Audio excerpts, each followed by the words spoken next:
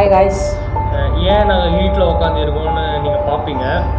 ஏன்னா வந்து நாங்கள் ஓஜோ போர்டு கேம் விளாட போகிறோம். பண்ணும்போது தனியாக ட்ரை பண்ணாதீங்க, கூட 2-3 ஆள் வச்சு ட்ரை பண்ணுங்க. ஸோ எங்களுக்கே இப்போ ரொம்ப பயமாக இருக்குது, யாருமே இல்லை. ஃப்ரெண்ட்ஸ் இருக்கீங்கன்னா எஸ்ஸுக்கு நோத்துங்க, இல்லைன்னா எதுவும் பண்ணாதீங்க.